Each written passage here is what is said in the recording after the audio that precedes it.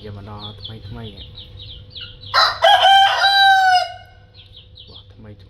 chùm bột hay hả mày ăn bột xinh hơi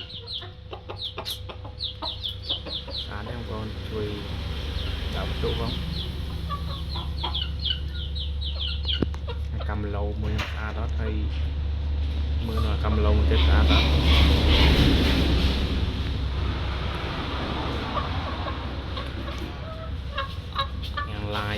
lai tôi mong xây khai trong bộ môi khai vẫn còn là biển đại chất các hay